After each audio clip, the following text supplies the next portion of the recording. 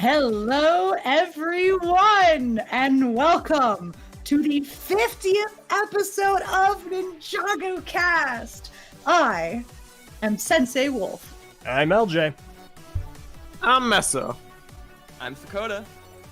I'm Multi. Woo! And today we have an amazing episode for the 4 new episodes of Seabound. But yeah, it's a fun time, and we're on 50 episodes, everybody. 50, 50. That's incredible. I remember. Yeah. I remember all those years ago when I founded NINJAGOCast.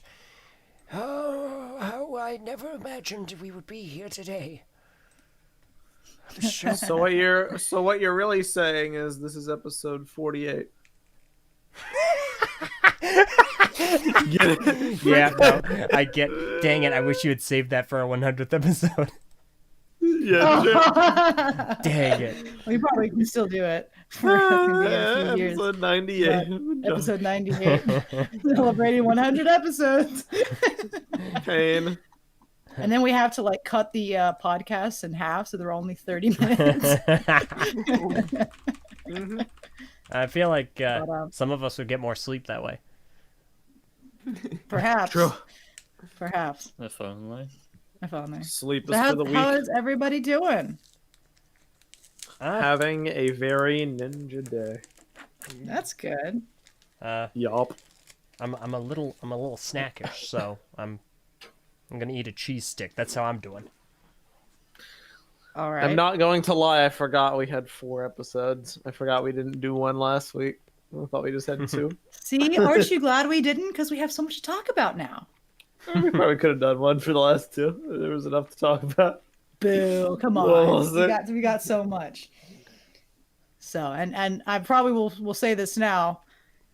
It's rumored that all of the episodes will be coming out next week, as a heads up for everybody. It's going to be very much like the next Master 10 of the Mountain. episodes. It'll be exactly like Master of the Mountain. If not, well, probably more spread out than Master of the Mountain, if anything.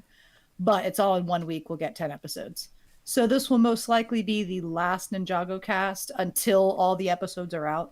So we'll be doing a lot of discussion and predictions and whatnot today, so that next time we discuss, it'll be about the entire season. So, Yep. but yeah. Yep. Prentice asks in the chat, will there be any Ninjago content for the second half of 2021? Ha ha ha. Depends on when they'll release the legacy shorts. Aside from those, I think that's pretty much it. full 7-month gap, and then by more Mhm. than 7 months. It's quite weird. I mean, Would not have done it that way myself, but It is, what you gonna do? it is important that they get those out soon because the weather's warming up. So it's time for legacy shorts, not legacy pants. Goat 'em. So, but before we get into Seabound, actually, this was a pretty big week for Ninjago. It was. It was a pretty big week. Thanks, I was Ulti. I was waiting for that. So, Something pretty big came out a couple of days ago for Ninjago. it's Tommy Andresen's birthday today. It is. Happy birthday. Yeah, happy birthday. birthday to Tommy. And Kevin 21st Hagman. And Kevin And Hagman. Kevin. Kevin Hagman. They're- Having twin birthday. That's pretty great. I don't know how young they are, but they've turned however many years young today. Mm-hmm. Congratulations. Not a day over 35, the both of them. Oh, 100%. Tommy's gonna 100%. hear this and he's gonna be like, LJ is right again. I don't know if he ever said that to begin with. He did. I have Maybe. evidence. I've pinned it to this Mass chat. hallucination. LJ We do is have right. it on recording. Yes, and I'm sorry. So I It's- don't believe. it I is refuse to pinned. believe it. yep. Not. You don't have to believe the truth. It's right there. You just have to accept it. Okay, Haley, come on. Tell us what you did. So a couple days ago, a movie came out called the Ninjago documentary, 10 Years of Spinjitzu. So if you haven't had a chance to check out the full 2 hour and 46 minutes of it, it's pretty great. Has almost, if not already, 20,000 views. And and it was a beautiful work by myself, Brayden, Josh, and Jan from Marvelous Cast. So definitely give it a check. It's got Tommy Andres and Hageman brothers, couple of the voice actors, Vincent Tong, Brent Miller, Kelly Metzger, Michael Adam Thwaite, Sam Vincent, Britt McKillop, and then we've got other people like Braggy, Peter Ausner, Tommy Kalmar, and so much more. And so much more. Yeah, it's pretty crazy. A lot of concept art that we've never seen. A lot of unused assets and sets. So They even yeah, somehow. it's I don't know how you managed it, but you guys even managed to get like the King of Bionicle to make an appearance, which is pretty impressive in my eyes. yeah. Even that guy. So he somehow Wait, you managed to got slip Greg? Okay, listen here, Buster. We even got Cole's doppelganger who wears green in there as well. It's So- Cole if Moro possessed him. What? Oh, I guess that makes sense. I was like, his hair's already dark. But I'm yeah, the so ninja now.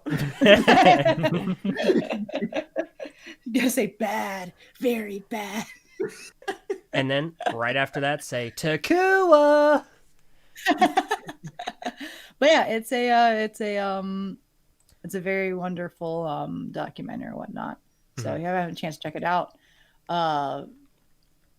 I strongly recommend it if you are a fan of sets and story alike, and community. There's some community stuff in there as well. So I Yeah. unfortunately have not had the opportunity to see it yet. I have heard rave reviews. I've heard that it's really good. I did, however, get to see at least a portion of the process behind it and exactly how much work into it. Haley shouldered that friggin' nearly 3-hour film. That was quite the undertaking. So I'm sure Very that commendable. quality wise, it's probably excellent. I'm really impressed that they were able to get the professional Ninjago editor who did the official music videos for the soundtrack on their YouTube channel. Big get. Big get. Like, wow, funny. it's accurate. So, yeah, no, I'm excited to see it. I know, It's good. Tyler, you've seen it. It was very, very, very good.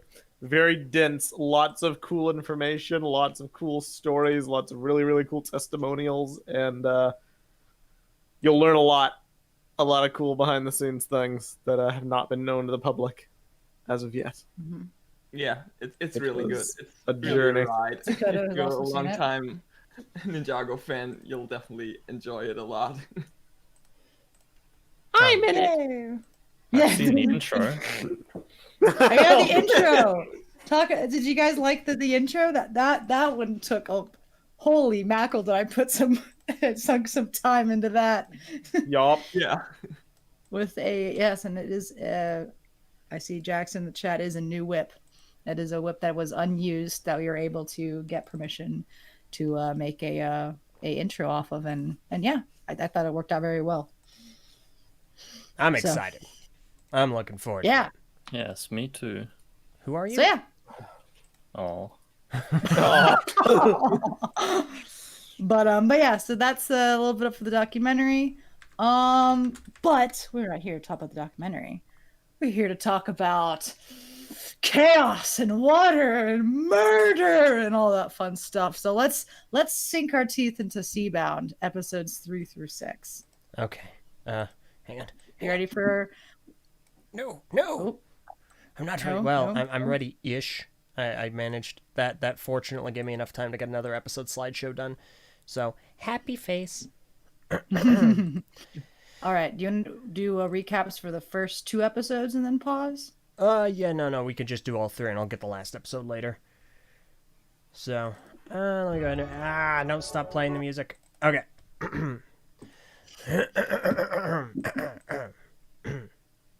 I'm not pausing. I'm not delaying. You're delaying. Okay, so, episode 3. It's called Unsinkable, alternatively known as Oxymoron in this show. So the episode starts off and Pixel unveils the Hydro Bounty. It is a giant not bounty. The only thing it has in common with bounty is that it is white like the toilet paper brand. Similarly, it will end up like toilet paper in water. So the ninja board opting to leave behind characters such as Wu, Cole, Kai, and Kai's dad, Kai 2. They all stay up on ground, playing games and being forgotten easily. We'll get into that in a little bit. So, the gang decides to head on down, not intending to bring Maya. And as they're underwater, Zane is like, hey guys, Yar har fiddle-dee-dee. Being a pirate is all right to me. I don't remember the exact lyrics, but we see Pirate Zane return, and it is quite enjoyable. The bounty descends, and things are starting to seem a little fishy. I actually literally just saw Jay eating like sushi, so that was good job, me. Anyway, so things start seeming weird. Clothes is folded, dishes are done, and it's not their robot slave Zane, so who could it be? Aha! It's Maya, who came along regardless, because you know what? We're paying Julian Michaels to be back, we're getting all of our money's worth. She has returned once again, she has boarded the ship, and they are descending deeper and deeper. Only to find, that's right, the oxymoron in the name of the episode. For the bounty sinks, like the toilet paper it always has been. End of the episode. Okay. Episode Quattro. 5,000 fathoms down. The ninja are in a little bit of a bind. They're at the bottom of the ocean. Well, not the exact bottom of the ocean, but, you know, they're stuck underwater. The bounty isn't going anywhere. What do? We got batteries we can charge. How can we charge them? Disregard. Nia and Maya are trying to have some, mother-daughter time. It's not going well because you weren't there, Mother. But I was there. No, you weren't, but I am now. We'll resolve this later. So the ninja are trying to figure out how to charge the batteries, which are substantially disrupted. They're like, all right, well, we could hook Jay up to it. Nah, let's not do that. It's too risky. We could hook Lloyd up to it. Nah, that actually isn't said in the show. Because Lloyd, despite being the master of...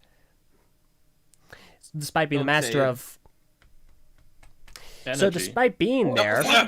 We'll talk about this later. Despite being there, they don't even discuss him. So what they decide to do instead is locate an energy source large enough to power the ship.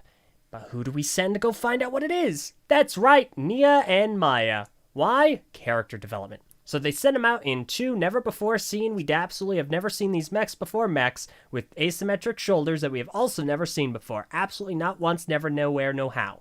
So they jump in the mechs and they go for a swim. And it's very well animated. Eventually, they make it to this ancient temple.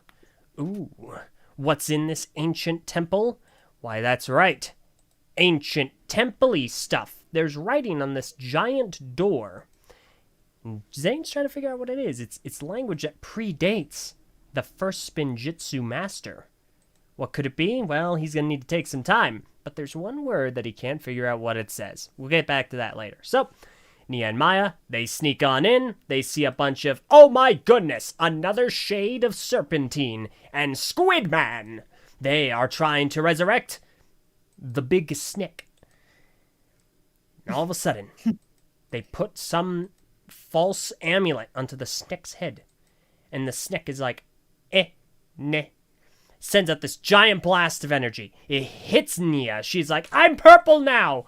And then the squid guy's like, stop them! And then Zane's like, oh yeah, Wojira. That's a thing. I'd never heard that name before. Not twice. So, they give chase, antics ensue. Squid Man shoots down the mechs and is like, a master of water. Finally. And that's where the episode ends. All right. So those are the first two episodes of this bunch. Correct. So to get the elephant out of the room. The bounty crashed again. Yeah. It's so funny. The episode is introduced and ends with the bounty crashing. Typical it's- Ninjago. It's really funny. Like, it has to be done intentionally at this point, I think. I think they deliberately do it. They totally played with it. The episode named the cold thing. Mm-hmm. Like it's they know, and I feel like the ninja also kind of know at this point. And They're yet like, wow, they still original boarded it. time, and yet they still boarded it. But yeah, that man, seeing Pirate Zane return, like that was remarkable. It was one of those like, wow, I understand this reference. Like this is all the way back to season 5, which doesn't. I mean, season 5 doesn't sound like it's very long ago, but that was what, like 2015, 2016. Oh my gosh, it 15. was 6 years ago. Yeah. I don't like that. I do not like that. Oh no. Oh no. It's been a longer amount of time. Oh no. 6 years. It's been longer now between now and the end of Bionicle Generation 2 than it was between the end of Generation 1 and Generation 2. It's very depressing. I'm sorry. I'm sorry. I know. Taboo. But anyway, continue. So these episodes were really good. I enjoyed them. I think the animation is actually really, really solid. And I actually kind of like Squidman. He's kind of... Yes. Are introducing to Prince Calamari. I mean, Kalmar. So I really, really like the dude's voice actor. He's really cool. Like, a lot. I could. I can't place his accent for the life of me, though. I can't either. But he does it really well. Now that you say that, he's like a mixture between like British and American, but like in a weird way. See, I've been told that he sounds British, but Yeah, I I don't thought know he a Brit who British, sounds like that.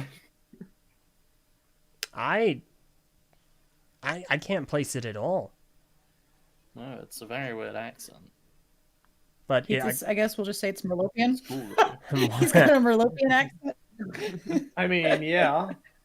yeah. Like, I mean, the main thing that was a bit off-putting about him for me was his face.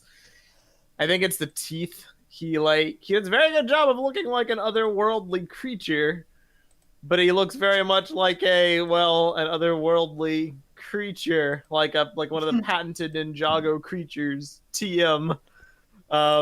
He reminds me of characters like the guy from the script writing realm, or like any of those weird looking monsters with just the way he like talks and the way his face moves. I was initially kind of off-put by it. The more episodes have gone on, especially the latest one, I've gotten more and more used to it. I vibe. I love the way that like his face is like it's very deformable. They do it like it's very expressive because they just stretch it out a bunch. He's super eccentric, and that works pretty well, I think, with his face. yeah. I agree. Every time he talks, his like neck launches forward like a kilometer. See? Okay, perfect timing. Yeah, exactly. Oh no, the memeability of his The face. neck is great. Well, if anything, I just don't like that he has like a weird mustache. Like the mustache is the one that is the part I just don't like as much. It just feels kind of weird. It's a tentacle mustache, Like a tentacle mustache. He's a villain, so he's got a curly mustache. Yeah. What have to have a curly Anika? mustache? This is like a classic villain thing. Bruh. I've never seen this, and like the handlebar mustache. There we go. He's got a handlebar mustache. He does, but he's also like, I don't even know how old he's supposed to be. Like, is he like? I mean, Well, I don't even know how I it mean, we works don't down know there. how old enough to Mellopian know age. better. I like the idea that he's the same age as the ninja. It'd be really he funny if he's seems like like- 18. A bit young and reckless, especially like in the later episodes. But I don't know. See, I feel like I could sort of see that, but I also see him as like someone who's like 30, like Ronan's age.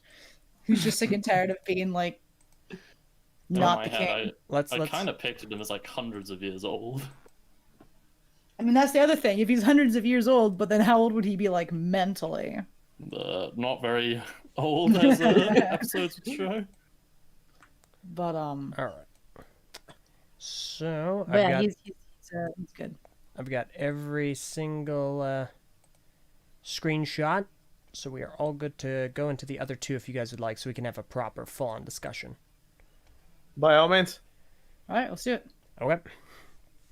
In that case, let me go ahead and get the get the other episode up. It's just here, episode 5. Okay. All right.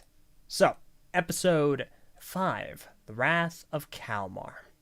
So the episode starts off, Maya and Nia are trapped. They are chained to this giant glowing pillar, but they got some nice bracelets. At least some people reacting to this episode thought they were nice bracelets, even though they are very clearly cuffs. So What? Kalmar comes in. He's like, tell me what I want to know. Nia's like, no. Tell me what I want to know. No. Tell me what I want to know. Make me. And he's like, all right, I will. So he gets in, he's about to like zap them, then he gets interrupted, blasts apart part at the top of the pillar. So he's like, you know what, I'll deal with you later. Meanwhile, the folks in the Bounty, TM, are chilling out, trying to figure out what to do. What should we do? Just let me do the battery thing. No. Anyway, so Kalmar's hanging out with his dad and his adoptive brother. They're chilling. And apparently some rumors are going around that Kalmar has sunk another human vessel from the surface. He says, nope, absolutely not, no way, no how. Nah, he wouldn't do that. Anyway, so back to the captives of the vessel that he sunk. They're chilling out, trying to figure out a way out. And they do. They manage to climb the tower using themselves as leverage. They hop over the top, and they're free. Introduce some lucky shots, and they're almost entirely free of their cuffs. Further antics ensue, and they get entirely free of their cuffs. They manage to beat the baddies, get in the mechs, and bounce. The baddies are like, let's release sharks. No, not the sharks. Release the sharks. Okay. They release the sharks. Meanwhile, back in the Bounty, they're like, hey, what's going on? Where's Jay? Jay's gone. Jay's a battery now. Jay is dead. Jay's alive. Coleyhead, you could have been battery bones. So the ninja are like, all right, let's go find our friends. They start up the Bounty and are like, toilet paper ahoy! And that's the end of the episode. Okay, one more episode to go. Let's do it. All right. Episode 6. Episode 6. What's the name of this episode? Please stop interrupting me. The thing. Okay, Long Live the King. That's right, I'm an idiot. Yes. All right, episode 6, Long Live the King. So, Nia and Maya are trying to get away from the sharks, TM. They're going through the green misty stuff, which knocks them around just a wee bit. They're figuring out what to do, and Maya's like, you're the master of water. You should be able to figure this out.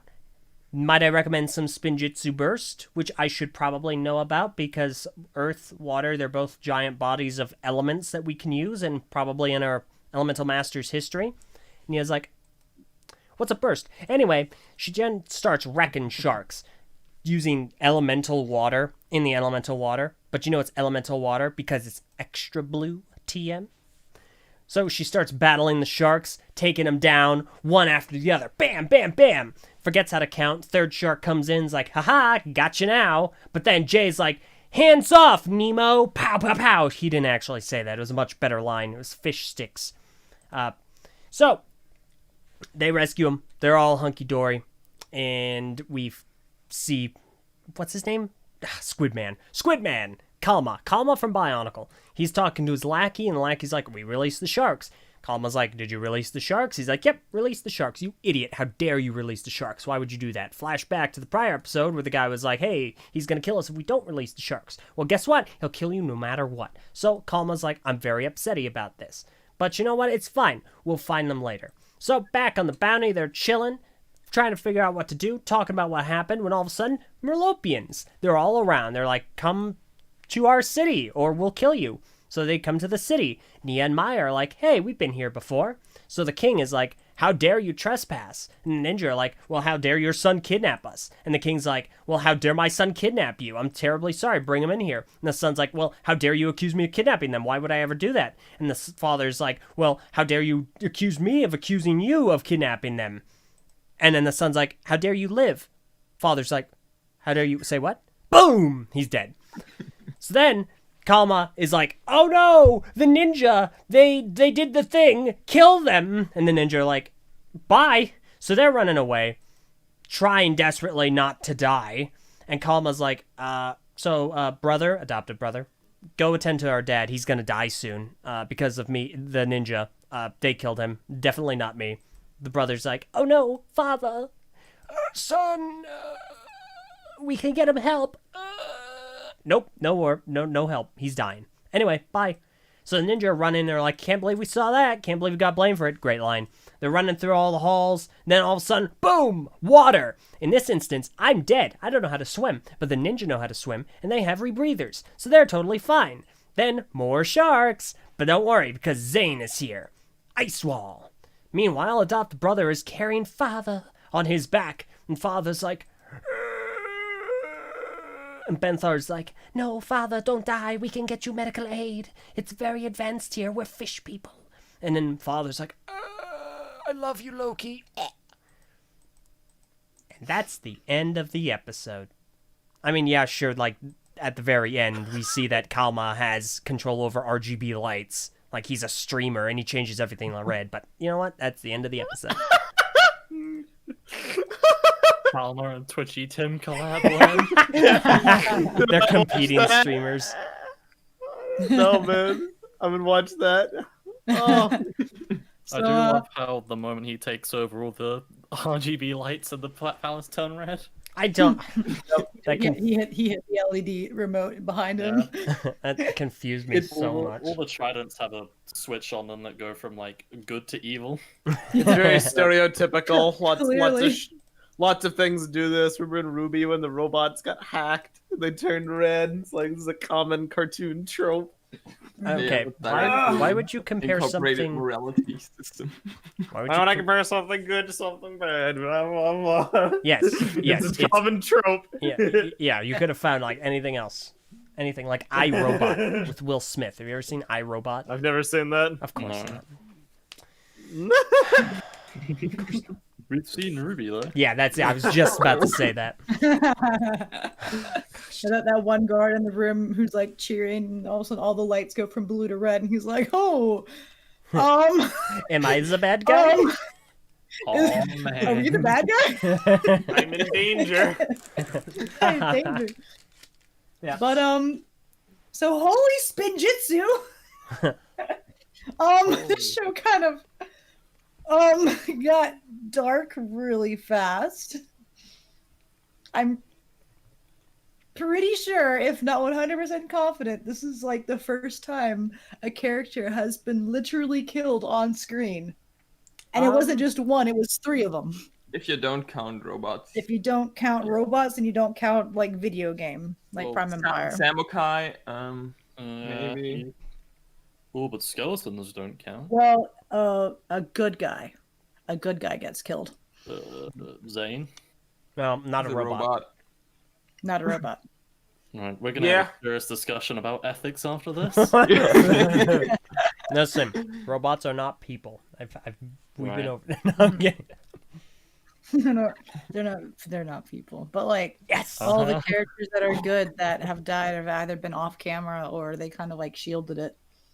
Villains, of course, can be shown dying on screen, but There's like, gotta this be was someone. pretty brutal. Yeah, there's got to be someone. Like, it's a 15-season show. There's got to be someone. I don't think right? so. I always make fun of them for never killing anybody. It's a trend at this point. I can already see them cut the scene in Germany. Probably. I mean, I like just cutting it earlier. I'm starting the King is actually alive campaign. Like he just passed out and he'll show up in the final episode and be like, "Thank you, Binto, for saving everyone." I'm like, bruh. I hope not. That'd be stupid. Neon J says in the YouTube chat that Nia died on screen in in Skybound, but then she was saved at the end. No, Yep. that's true. So if the king stays dead, then this will be one of the most quote unquote graphic death in Ninjago. Like this is the farthest they've gone for a death for a quote unquote ally. Oh, wait. So, Correct. I completely forgot about Nia. yeah. Yeah. But she came back like a few minutes later. Oh, it's like, she- stop talking about, She got Jawled. Uh, The difference between Jala and Matora. To be fair, they did that to almost everyone in Prime Empire. That's true. Yeah, Yeah, everyone in it's- Time Empire, but not counting that. It's a It was recurring good. theme. It was Like, a really good scene. Very, very good scene when they did that. does it have a lot of impact considering we just met the guy? Not really. But they were able to cram a lot into the few scenes he had. Yeah. And it was him and Bintho's conversation was pretty good, establishing a lot of shared history and love and emotion for these complete randos. It was pretty well done. For a 12-minute episode, Long Live the King does a lot of work. Yeah. It does. Yeah. And it makes sense. Like it didn't feel like it was rushed at all, really. No, Nope. it's just like the episode before that. When I went watched it the first time, I thought they were all kind of like the same episode. I was like, oh. Then you go back, and it turns out the episode before that's kind of filler. What? Yeah. Somewhat, You're not yeah. wrong. Yeah. It was very much a like, well, why couldn't the ninja have just gone to rescue Nia and then gotten captured? Like, it felt like having them break out was very inconsequential, only for them to end up right back in the same spot, Mhm. not 10 minutes later. But True. it is what it is. That's the I mean, problem if with the they- 11-minute if they- episodes. They need a lot of conflict. If they weren't captured, however, then when they went to the king, they didn't have they were like, well, we got captured by your son, and the king's like, Yeah. wait, what? Like you. I'm not You saying were don't have them captured? captured. Just be like, just have the ninja come, try to rescue them. Don't have them Mhm. break out. Like, you could have had the other ninja come in and then get trapped by guards. Like, Fair. there's but then you wouldn't have it's a problem with the 11-minute episodes. They needed to create a plot for 2 episodes, so they had the whole captivity escape plot coupled with Jay doing his Mhm. weird battery charging sacrifice not sacrifice moment. Yeah, Um, that was a beautiful scene, but if it doesn't have any impact, I'm be like, They Oh, even why? tried out the sacrifice music for Yeah. maximum emotional baiting. mhm. I'm a little sad that the Zane's sacrifice has gone from Zane's sacrifice to, well, he might die this episode. Yeah, it's you hear that music now. It's just like, oh boy, what they gonna do now? But So we'll say they did flag maybe it'll affect him somehow, maybe Yeah. not. He looked a little rough afterwards, but yeah, Yeah. Later This on, he was was the already first time- shooting lightning again. So yeah, that's true. The This is show the goes first really time- dark. yeah. Jay suffers a heart attack later in the Oh season. my god. Full This darkness. was the first time Jay's eyes have glowed. However, in a Yes. long time. Yep. If in fact, I didn't even know the last time his eyes did glow with. I don't Thomas think they Wayne. have. I don't think his eyes ever glowed. I'm sure he glowed during True Potential, but it's very different. I don't So- recall him at this point. It's like trying to catch them all of the Digimon. By the way, that's what I mean by all, because it's like Right. we've got his eyes. Do we have Nia's eyes yet? Well, Well, that was the he bit got where she hit glowed by the- purple. she glowed purple. I don't count that yet. So we got Jay's, we got Lloyd's, but that's a given. We got Cole's. Yeah. Yep. Kai and Ice Chapter. Yes, thank you. Okay, we got Kai. do we Zane have- turned his whole head into a light in season 1. So handy. Boom, psh. But yeah, so we're missing 2. So no, I was, Complete the it was cool to see I don't that. know. Well, Zane eyes glowed when he was the Ice Emperor. Yep. Oh, well, eyes glow anyway, don't they? They glow anyways, but like with elemental power, there were times true. when he was the Ice Emperor, they like, and then when he got his like memories back, they glowed again. But not in the newer seasons, I do not believe. I mean, when they have like the what's it called, the scroll, their eyes just automatically glow. Yeah. The only people that did not hold the scroll were Nia Nia. and Kai. Well, Kai held it, but yeah. he just didn't have Yeah. any, He he didn't have any power. I mean, he gets Poor the glow guy. later anyway. So, To go later. But poor well, Nia. maybe Zane's eyes will glow if he ever gets a season where he's the focus character. that already happened. Yep. Ice chapter's over, pal. Wait, the ice chapter? Oh no. Ice chapter doesn't really Buddy, count. buddy, what do you? Where do you think they're getting these golden minifigures for Legacy from? They ain't from past seasons. Seems to think it counts. Yeah. Snap. Yeah. I really don't like that they used that headpiece for him. Exactly, because guess what? The island was clearly a Lloyd season. Yeah, right? Right? Poor Zane. Dude, I don't know why they think, yes, let's celebrate the last 10 years of LEGO Ninjago with Golden Island Lloyd. Like, what a big brain decision. Island Lloyd is a great choice as well because all the vehicles the bike and the dragon, they're like, oh, it's Lloyd's chopper bike and Lloyd's dragon, and it isn't in the show, and it happened again with the Lloyd funny robot. Hydromech. Mhm. It's like She the is only nuts. set we can talk about because it was revealed in a LEGO Life magazine Yeah. page. Mhm. Oh, I love And, the one in the show so much more than the one in the magazine. Yeah, the one in the Yep. show is so good. It's Yep. symmetric. The one in the ish. set. The one in the set is in the runnings for my least favorite Ninjago set ever, but I'm gonna need to see a Yeah. review of it. Lego. To see. It just looks Hello, horrible. Dakota's weekly builds department. Yeah, Dakota takes it and is just like, what can I do here? Make I might it do like that. the show. But yeah, so it's this was a big moment for Jay. Like I said, I hope there's something that impacts it, or like something later that's going to be affected by the fact that he put a lot of power into the bounty. I'm telling you, he gets a weak heart and then dies. Maybe his eyes glowed because he needs like double eye patches now. Oh my god! Introducing the first blind ninja. Yeah. Bruh, Oh my Yeah, I don't know. We had no IP before. Yeah, that's what I was just And thinking. It's like no IP returns. And then he's like, oh, he could see people by sensing the electricity in their bodies or something. Bruh. Ooh, that's be cool. cool. No, that's the Master of Sound. The Master of Sound is blind. Oh, that's true. He could figure out where people were based off of sound.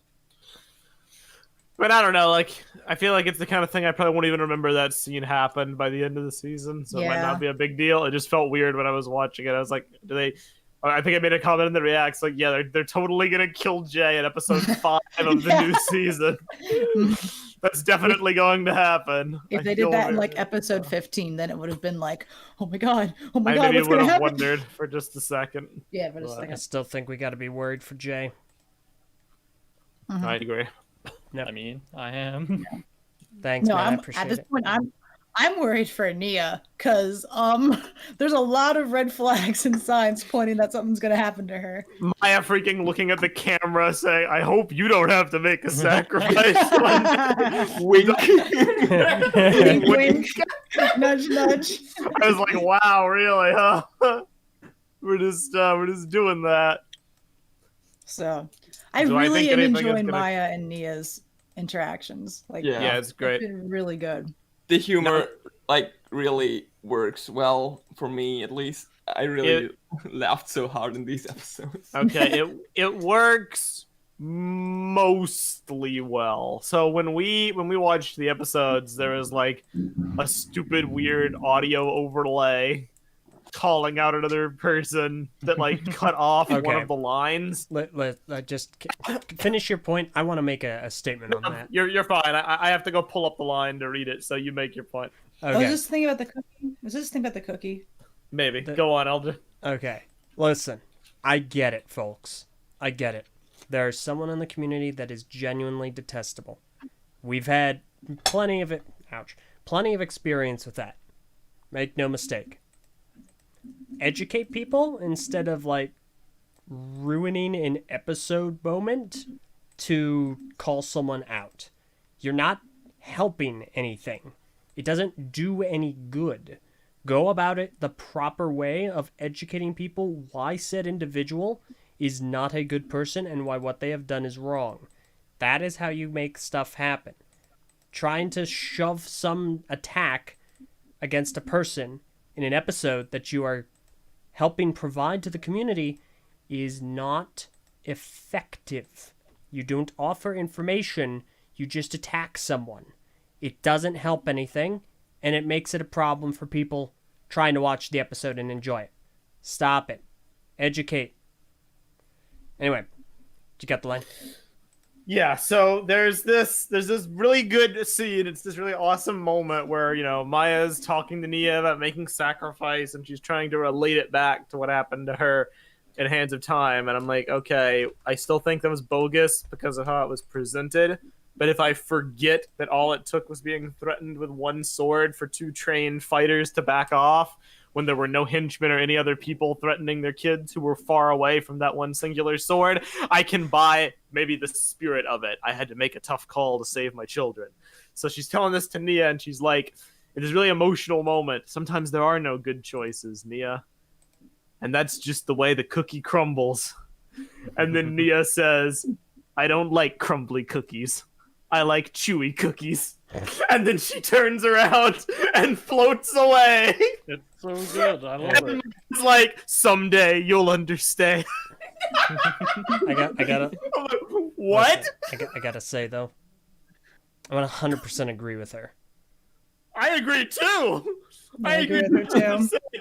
But talk about tone deaf. Like, was that supposed to be a joke? Because it wasn't portrayed like a joke. It was portrayed like it was a profound statement. Yeah. Or Nia being like stubborn, and then she went away, and her mom's like, "You'll get it one day, kid." But Yeah, I think it might be like intentional that she's not listening to what her mom has to say to her. I don't Maybe. I think at that like moment, neither of them are listening to each other. I think Yeah. like I it feel like kind there was of. a better way to do it than making Nia sound like a 4-year-old. Yeah. Yeah, but Nia's cool. I don't know. The whole 4-year-old thing's kind of interesting, as maybe I'm really reading into this, but maybe it shows how like emotionally underdeveloped Nia is when it comes to her mum. Yes, the cookie allegory. No, I Yeah, love I it. mean, the cookie line has been used in Ninjago before. That's not the first time we've heard that line. In so what it's- context, though? Fumble. Because the It was- context is what I'm getting at here. the context is that Cole said that to Jay in reference to like Nia getting captured, and then Jay like launches himself on him to like beat him up. He's like, "You're making jokes right now." Oh yeah, so Oh, really?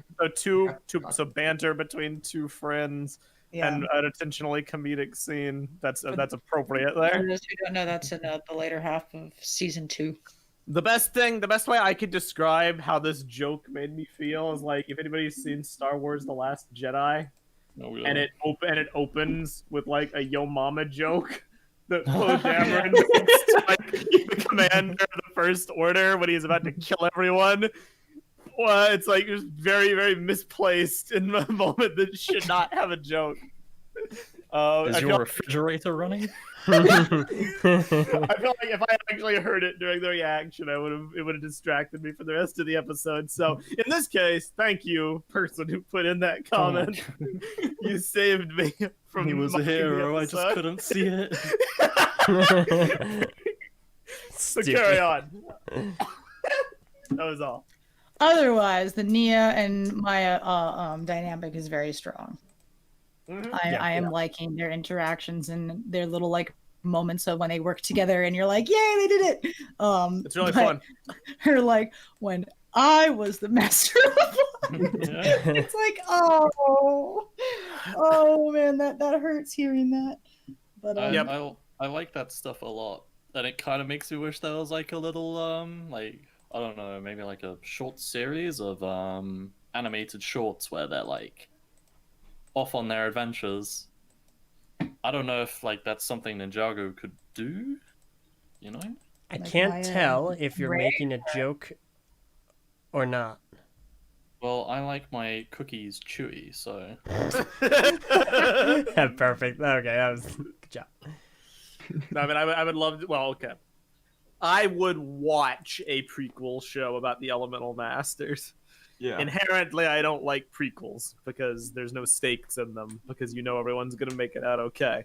But I feel like there's enough interesting things they could do about like the past and the world. It would be cool to see them on adventures and stuff. I think they can add some stakes, Yeah. like Jay's mom well, it's Or true. Cole's grandfather. or Cole's grandfather. You know, characters that kind of like poofed away, or the Master of Ice. Like all these people Yeah. are like, wait, what happened to these people? Of Well, I course, mean, you know, Ray, it's Maya, and- contextual, right? Because if you said it Contextual, yeah. before Jay's born, it's like, oh no, is Jay's mom gonna live to give birth to Jay? Oh, I wonder. But I mean- if it's after Jay's born, then sure, Mhm. you could have stakes. Yeah. I don't know. It's a pointless discussion because if they're not gonna kill any primary characters and we still have stakes, you could probably still have them if you just remove everything but death from the table. Well, I guess remove death but keep everything else is a better way to put it. But I don't know. I just don't like prequels in general unless they really, really is a story that needs to be told. Like the prequels. Yes, definitely. This is where the fun begins. But yeah, Very good episodes. I- Go on. Go ahead. I was going to talk about Kalmar and like his yeah. dynamic. Let's go. Yeah, we get to do that. I was gonna inquire anyone's thoughts on some character absences. And Okay. I'm not sure who you're talking about. what? Yeah. Right, Yeah, Haley, I Misako, understand where you're coming from, right? But sacrifices must be made for the advancement No! of Pixel's character. No, Oh. I'm to be my usual. I'm not gonna be like the negative person here, but I miss my son. I miss Cole so much. I Time to want be him my back. usual. Forget about Kai. Who wants Time Kai? to be my usual incendiary self. No. We just Yeah. had an amazing season with him. We don't No. let him go. No. It's time. Here's time for me to be my usual incendiary self. This show is better without Cole and Kai. And You're not wrong. It kind of worked better, yeah. losing them changes nothing about the dynamic because everything they would normally do. Stop Lloyd it. can do. Stop it! No, Lloyd has barely said anything this season. I quite like the new lineup better. If ever there like I was, said, Kai can play video games all he wants, but freaking Cole! if ever there was He's a gonna case, make a food joke when Jay puts his plate down. oh He's yeah, like, because "Oh, you really more for need me." someone to make a food joke. That's really important. Haley's really clutching at straws to keep Cole in the scene. I mean, imagine like him walking through, and he's like, imagine like all the fish food he can make with all these people. Like, all the Wait, sushi. I'm sorry. Hold up. Did you say Wait with a all these second. people, as in the Merlopians? Yes. Does that mean he would he What? be would Genocide. okay? Hold on. Yeah. Would making Maybe Kalmar has a point. To be fair, if Cole did that, it'd only make him the third ninja to commit genocide. Holy smokes! Wait. Oh, wait. Yep. Yeah. Who's the first one? Who's the first one? Nia, Nia. and Yeah. then Zane. Yeah. Insane. Nia. And technically, all of them with the Oni. The thing, right? Nia commits a cheeky double genocide as well. Cheeky double genocide. That's like my Nia. that's my favorite sentence you've ever said. A cheeky doubles genocide. Someone needs to quote that. Yeah, rare insults. Oh, no. No, it's so okay. Hold on. No, Nia calls him calamari. Like Yeah. kids are gonna go to their parents and be like, "Huh, they called the octopus calamari," and the parents are like, They did what? Yes, son. I'm sure that's why they named him that. Now calm down and go play with your toys. I think the most pressing question I have now is would the ninja be okay? Wait, listen, if Cole is on board for cooking up Merlopians, which, you know, we have seafood, would he also be on board with cooking up Serpentine? Because we, in this world, will cook snakes.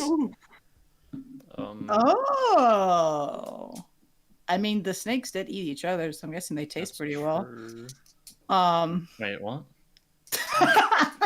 I was on board with you when you were like, oh, they ate each other because, you know, it's canonical. But then you're like, oh, but they tasted good. I mean, they kept eating each other, I think so... that's why We- Pythor ate everyone. We I think saw it was more of a Ninja matter of eat, survival. like lizards, right? Yeah, we saw them eat lizard at one point. Not a stretch. Not a I mean- stretch. They probably would. Yeah. This is the dark side of Ninjago. I think they shouldn't eat like intelligent people. That's So- my personal opinion in this So matter. wait, would Hmm. Serpentine eat humans? Oh, 100%. That's Yeah. like, I mean, Pythor did eat Probably Pythor did. yeah. Yeah, Did that we- guy ever come back out? Oh yeah, that one guy, one of the judge. The jury. The judge? Yeah. I don't the dark remember. side of- He sticks out the funny 10 sign, but he's He's never doesn't. seen again. Yeah. That's a lot to. Man, this is a lot of information to digest. Cole making a Susie joke is just like going. It's like the beginning of the rabbit hole. All right, yeah, this was your argument for why Cole should still be a ninja. Truly brilliant. I mean, listen. No, I think it'd be funny. Hey, That Haley. would be a funny little thing. Funny. I am perfectly, Funny. I'm perfectly on board with Cole's role in the show being normalizing cannibalism, the cannibalizing of other sentient life forms. We're gonna say all of this, and then all of a sudden we're going to like jump back to the other team, which is what Ray, Kai, Cole, Wu, and some other person that I'm not gonna name because they're not important. But it's gonna be their team, and then all of a sudden we're gonna be like, "I love this dynamic! Like this is great! Like this is so fun!" Okay, hold on. Remember my.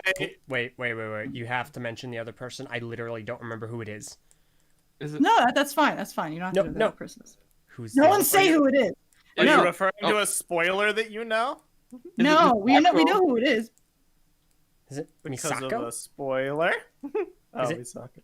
It's Misako. Oh, I see. I didn't realize that there's a Yes, Misako is on that team, but we don't have to talk about Misako being on that team. Here's the thing. Just to get a refresher, the point has never been that characters are intrinsically bad or not interesting. The point is that they are too many characters, and some See- of them need to be culled. The dynamic just works better with fewer characters. I'm That's gonna- it. That's the long and short of it. I'm gonna be honest here. This is gonna sound like a weird opinion coming from me. I don't know if the issue is necessarily too many characters, because I never had an issue with Bionicle having too many characters. I think the issue is more so independent focus on characters. Bionicle never had a TV show. Yeah, Bionicle never had a TV show with like dialogue. I think. Bionicle Yeah. also had 6-person teams. The side But characters didn't Bionicle go on only had missions. books. True. Like it's easier to balance so many more characters with books because I you don't get know if like that's true. Yeah, see, Like the characters never went on missions with the Toa. You had Matoran to be sure, and you had Turaga, but they mainly did their own thing, except when the ninja went to go see them. It's like the difference between Pixel and I don't know the historical society guy. When they go see the historical society guy and he's a character for a bit, he's not a main focus. Typically, the Toa were the Toa, and that was it. And maybe you had a Matoran team, but they did their own thing. I'm so confused. I so guess. wait, what is your point that you're making? My point is that they're two very different things. To say that Bionicle is the same as Ninjago, it would say, okay, so Ninjago is Lloyd, Kai, Cole, Jay, Zane, and Nia, and that's it. And then it would be equivalent to Bionicle. and then maybe you had a B team that functions entirely separately. But instead, we have Kai, Cole, J, Nia, Zane, Lloyd, Wu, Misako, Clutch, Pixel, and then everybody else who cycles in and out. Not really. Like Pixel is honestly the only one that is like Pixel and Wu are the only ones that will like cycle in and out for like actual team. Like this is the first time that Pixel has gone on an actual mission with the ninjas. Nowadays, used to be Fully. Ronan. Yeah, hold on. Nowadays, there's also like Well, not even Ronan. Like Ronan, he had a somewhat he wasn't a huge part of possession. He just kind of stuck around with them when they were back at home. He went on his mission with the ninja in Skybound. Was his first like big time being on a team. That was it. For the him. thing is, nowadays we also have like season specific characters like Vanya or Scott or They get way too much focus. 7. They get a lot of focus. And then just don't come back. Okina, Razor Twitchy. 7, Vanya, Twitchy, Akita, Maya. etc. Maya and Ray in Maya- this one. Maya and Rhea is So in that's this what one. makes it even worse. So now you add those characters, which they currently have no relevance, but we have no clue if they can be brought back. Like these characters have the chance to be kind of brought back into the picture if something calls for it, and then we'll know who they are. Well, that's But that's I just literally don't know what if that's gonna Pixel's getting this season, which is very nice. Yeah. So I don't want the underwater to set a segment to end because it means that she might go away again. Yeah. So Anyway, yeah. basically, I'm not advocating, Kai and Cole are inherently flawed. I just think it works better with a reduced cast. That's all I'm saying. I would say I've said the same thing if Lloyd got benched. Don't worry. I know. It's one of those where it's like if Cole and Lloyd had swapped. Oh my god, that's only because But you like. Cole. It's only just because I like Cole. I think Lloyd is a nice person to have there because he's like the team leader or whatnot. But I don't think he has Well, done he a sells single thing. toys. Yeah. He does sell toys. I don't think he's done a single thing so Oh, far. yeah, I was gonna say, what's he actually done this season? He's 'cause the only one that hasn't done He anything ate the else. mint and Well, that's He did eat true. the He mint, ate the mint. Which I found that really funny because that kind of goes back to Lloyd's like Yeah. candy thing. Like Yeah. all of a sudden you turn back into a little kid. He's like, oh my gosh, the man. candy's so good. Yeah, it would but be really mint, funny the best kind of mint. if they had like Jillian Michaels do like one line there. Oh my god. Back to a kid. That is another thing. I like it. Like it's inevitable with the Maya being in the show, but I love it when like her Lloyd shows. Yeah. Yeah, you hear the Lloyd. It's Careful, also your cool Lloyd is going shining. back and forth. You hear a Maya line, then immediately Lloyd talks, and you're like, whoa, weird. It's pretty funny.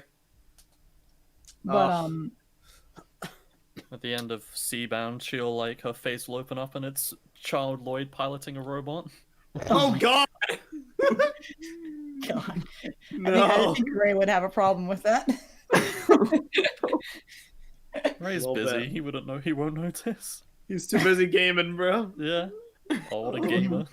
He's hanging Bro, out Ray's with a- Twitch stream Tim. Dude, if we cut back and they're like surrounded with pizza boxes, just still playing, like that would just be the greatest thing in the world.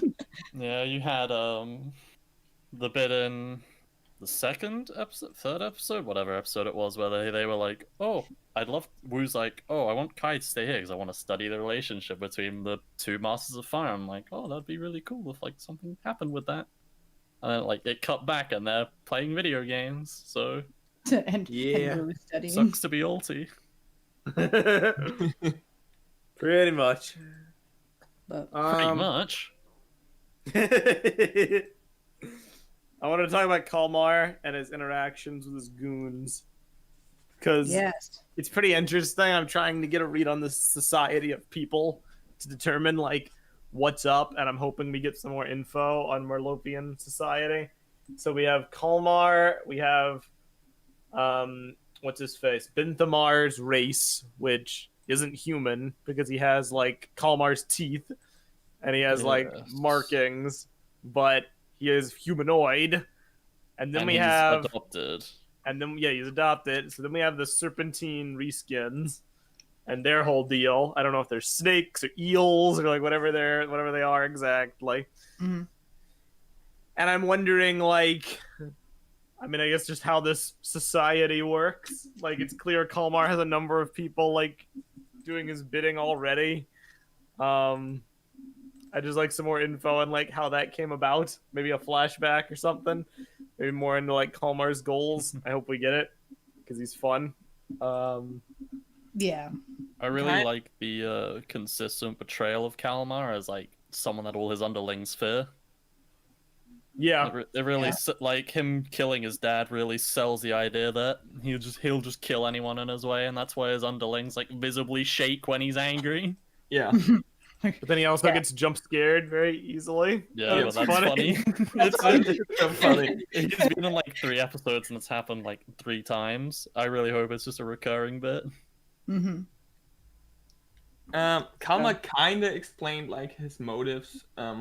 He pretty much he wants to return like Melopia to the ruling force in Ninjago before the surface. Oh yeah. And the people who follow him are like probably some kind of extremists that share his opinions, I guess. Yeah. I was very interested by the line where, oh, you need to take revenge on the land dwellers for inventing land. They're being very cagey about the lore, and I think that's because there's gonna be a lore dump later. Yeah.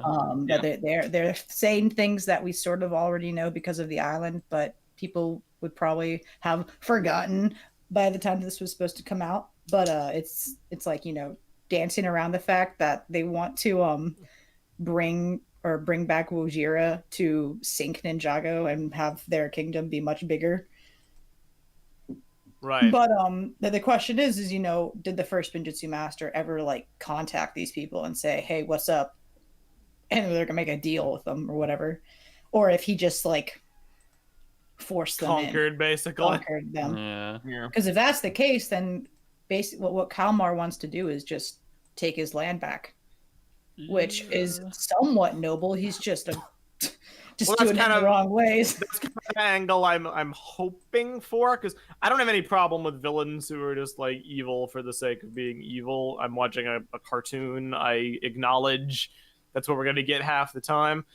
We have been in there's been a lot of evil just for the sake of being evil villains in Ninjago Wildbrain era. The only one that hasn't fit that bill is Unagami, and I don't think he was handled particularly well.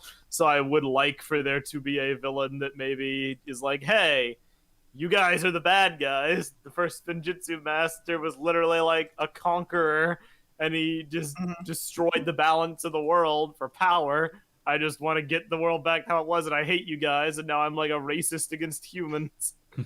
That could be interesting. Yeah. Well, they're just setting up now that he is. My concern with characters like Kalmar is it's a trope of like, oh, they might have a reason, but it's just a facade. It's just a justification because all they actually want is power. And I'm like, but what if they actually do have a point? Well, you know, Meso, if you create a villain with 2 motives that are too reasonable, you're gonna have to have an episode where they blow up a random building with people in it. Yes. True. Violence is the only thing they know. Which I guess that's the case with Kalmar, just like killing people. Like he has to make him unredeemable so that when you try to justify his actions later, you still realize he's a villain. Yeah. If they go down that route. But I think it would make it even more like kind of interesting if at one point like Kalmar is just like I don't want to say breaks down, but more of like rants about the fact that in his teachings he found out that the people or the landwalkers were the ones that took over and forced them down into their tiny little hole and whatnot, and they're just I think it would be interesting to explore that a little bit. Because I mean, when I say it's like a trope, again, I want to stress it's not necessarily a bad thing. A lot of Ninjago's best villains are like that. I just think it's been done a lot. I'd like something else, because like case in point, just to make an allegory here, not a con. Starts off, his motivations are, wow, the ninja literally destroyed my entire realm. I hate them and I want revenge. All my family and my home are destroyed. And then after that, I don't think it was ever mentioned again. And his real motivations just became, I want power. He did. It was a slow descent for him into greed. He then said he was going to build a home for all of his people, for the pirates and whatnot. And then once he realized that he could marry Nia in this world and get infinite power, that he like sank back. He like completely let greed take him over. Exactly, which is kind of, I mean, you say a gradual descent. Maybe I viewed it kind of like well, how much of that was always his true character? How much of it was just him like putting on an act? How much of it was him lying about it? It's kind of less interesting when the villains lose their own morals or their own like drives in pursuit of just power. So I hope that they don't do that, because I mean, Soul Sorcerer was like that too, just evil. Whatever. I like him for now. I like him a lot. I think he's being handled well. Yes, I think he's really compelling.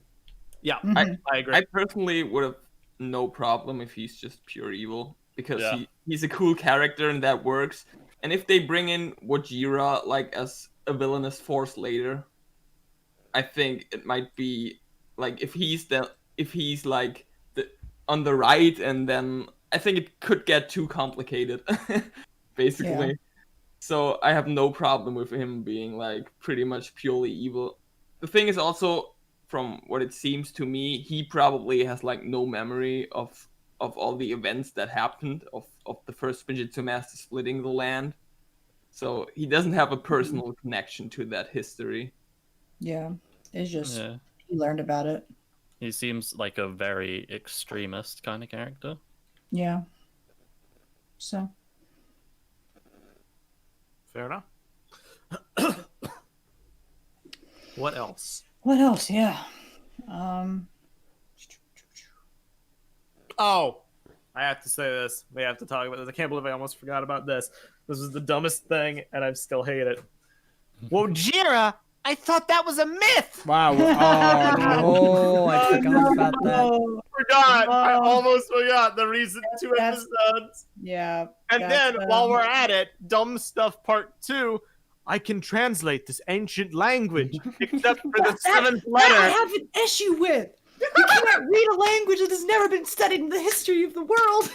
Like, he's just a smart boy, though. He can read it. But there's nothing like it's never been seen before. There's no studies on it. There's no research on it. There's been no like dialect of it. Like, it's just its own thing. You can't read gibberish. Do we know that it's not a known ancient language? I think he says it, doesn't he? He just says it predates the first Spinjitzu Master, but that doesn't mean no one knows it, right? Well, I think the way that they made it sound in the episode like he studied similar languages and like put it together. Maybe. I mean, language, that's a common trope as well. Like, people who study, linguistics find like commonalities between languages. There's basis for that in real life, but it's also a way to like, make things happen in fantasy stories. I literally just watched Atlantis last night, the Disney movie, and they do the same thing in that. The main character's a dude who like knows all these ancient languages, and he's able to read the Atlantean language because it takes pieces from all the different, cultures. Exactly. But this one doesn't take pieces from other cultures because they were the culture that predates the first Spinjitzu Master. Yep, and then nothing followed it. So everything followed it. How would he like? How would he know? My biggest problem with it is it's a dumb thing to make a problem because there was a very easy way to avoid it being a problem.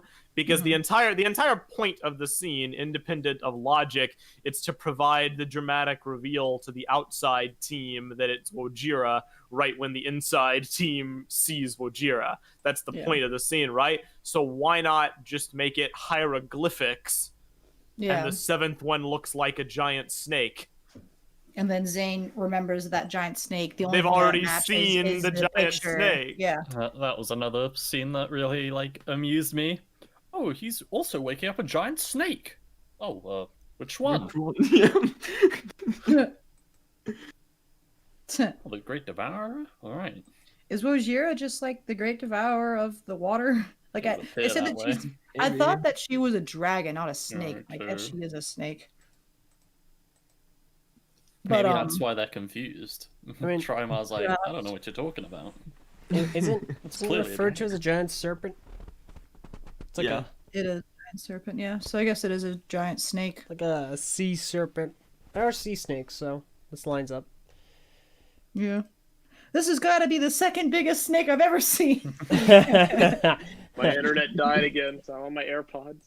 Oh Oh man. my gosh. God. But But How disgusting. the other thing is that Nia glowed purple She kind did? of like a Yeah. pinkish purplish. when she got hit by the wave of the what was supposed to be the storm amulet breaking. Like she got hit by it and she glowed purple, Thought which she glowed blue, to be honest.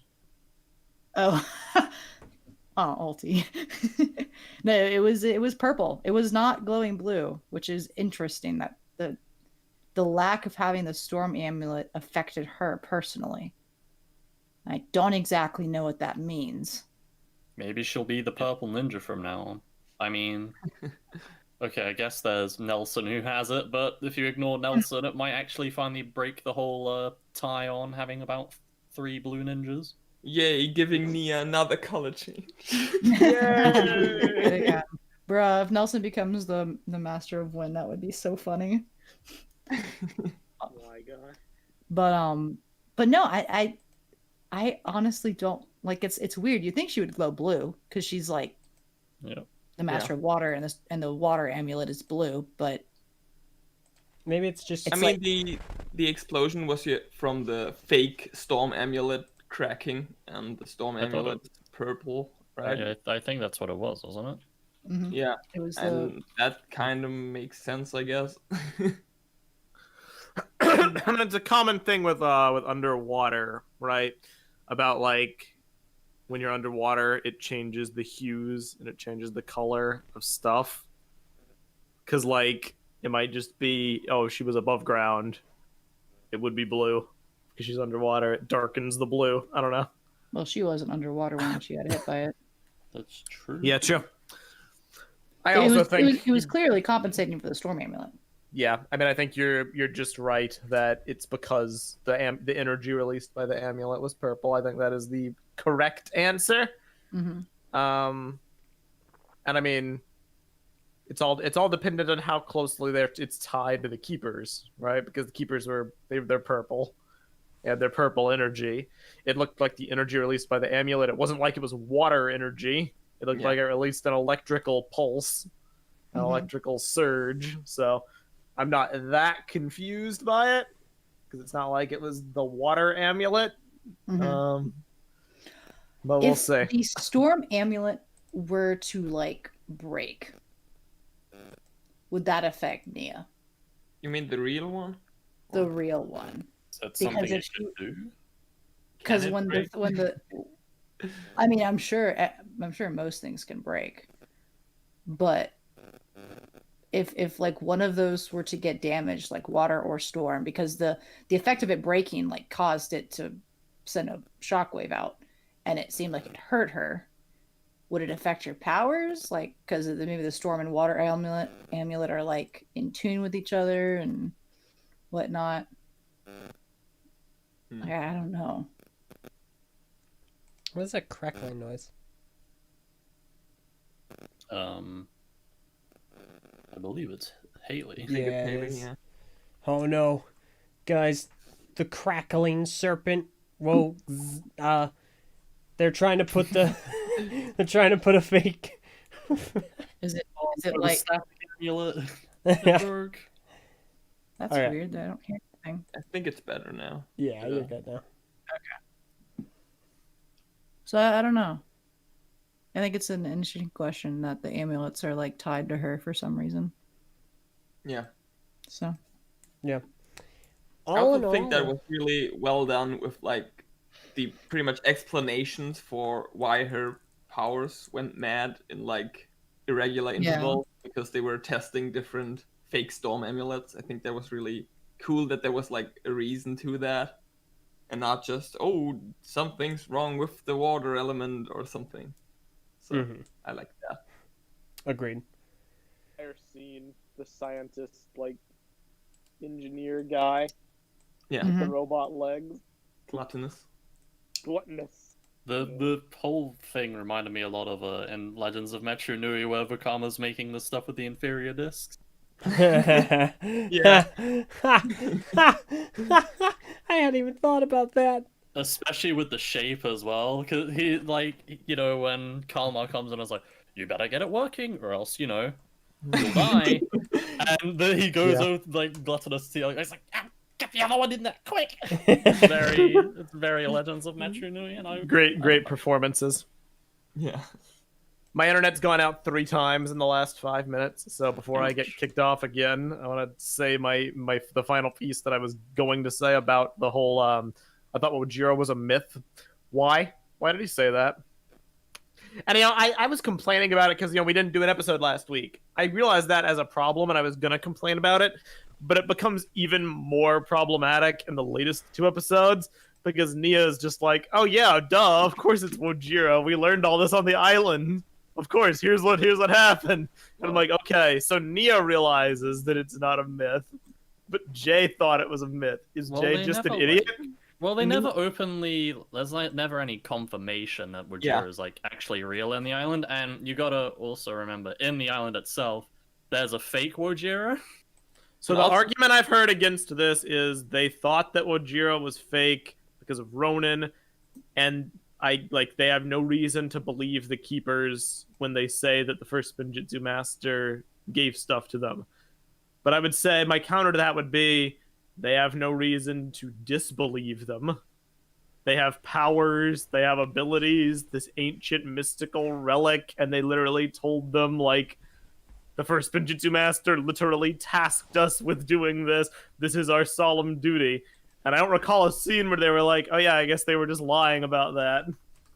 I don't The like- closest is Lloyd at the very end of the island was like, I wonder if Uhura or Wojira actually exists.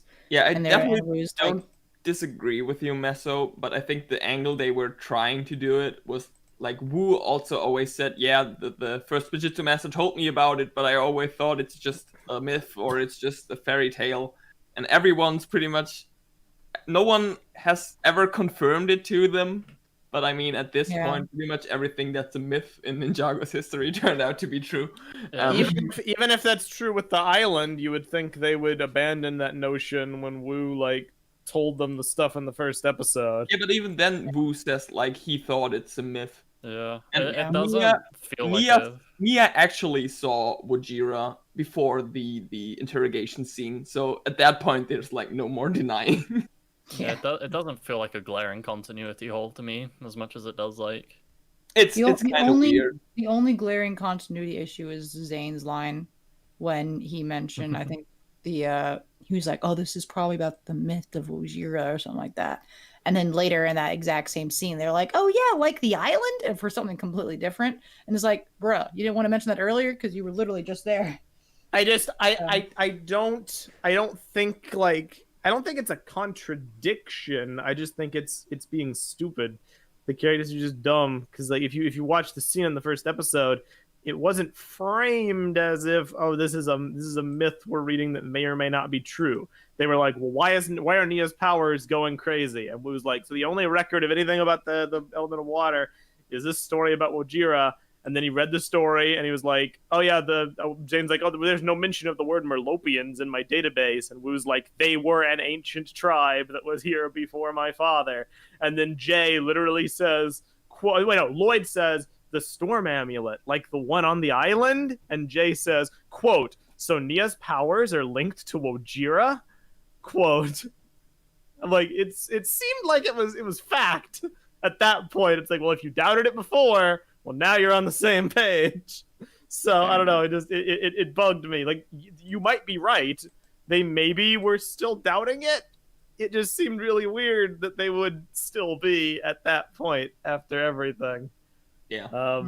It didn't jive with me that well. It's very much like Kai looking into a helmet of the Vermilion. He was like, I think I know what this means, but I just can't put my finger on it. That's the energy that it reminds me of. Yeah. Big hands of time energy. But other than that, the language thing, that, and the cookie line are basically my only three. And the battery. Okay, fine. I will not see. I will not forgive that because literally 2 seasons ago, Lloyd jump-started a battery that was developed by Pixel, and he was fine. But That's true. like, what kind of power set would allow Lloyd to recharge a battery? Energy. So would that make him the master of energy? No. He's not the master of energy, but he controls. What is he the Energy. master of then? He's not an elemental master. He's not an elemental master. What does he do? Yeah, like what's going on there? He's like he can Ulti balance wasn't both. trigger me. He can balance both dragon and oni, and that just like together is like energy because it's like the power of creation and the power of destruction together is just energy. But he can go all the way to dragon side, like we saw in season 2, like the finale. But we have not seen him go all the way to oni. So Go and get your Tommy tweets, Sakoda. So I have to won't get my save you. Tommy tweets. I just like the idea that he's the master of energy because it shows the possibility of new elemental masters being a thing, and I kind of vibe with that. like Lloyd is the very first of his kind. That's he's the he's first the master of energy. first master of Nope. I don't he's, I'll get my tweets. Oh my god. So are we gonna assume Chen was just wrong then? Yep, Chen was Yeah. wrong. John was wrong. He didn't need Lloyd. But he took his powers, right? And he got all of the elemental powers, but then he just had Lloyd too. Okay, hold on. But- Hold on. How is Lloyd not an elemental master? But Wu is friggin' also not. but How would he be? well, hold on. But how is friggin' what's his name here? Griffin Turner. Griffin. Master of speed. Speed isn't an element. Apparently So does says the in master of Ninjago, yeah. lightning. Yeah. Great question. A great question. But when Kai have the staff, doesn't he use energy? Sorry, run that by us one more time. When Kai has Chen's staff, right? Yeah. Does And he he scream goes- out energy? Cuckoo for Cocoa Puffs. Yeah. Yeah. He uses energy, doesn't he? Does he say the word Not energy? Sure. The Well, term that's that Chin used was master of power. Well, he has that whole thing where Kai's like, "It should have been me. I should have been the green ninja." And then Yeah. you know, He Yeah, but uses- that still doesn't mean it has to be an element, right? doesn't it? It's Do-do-do-do-do. do. I think. I mean, with the amount of stuff that Tommy is saying, Yeah, I he might posted already it have an now. answer. He just won't tell us yet.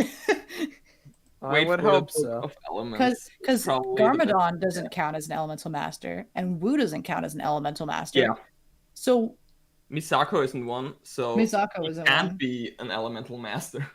Wait, what? Why would Masako be one? Yeah, because it's Lloyd's parents. None of Lloyd's parents are elemental masters. Maybe she was the first master of energy. Maybe, but doesn't Because seem like it. parents lose it when they have kids, so we would Perhaps, never know. I feel like that would have been something that. Well, I guess she was absent for the entire time.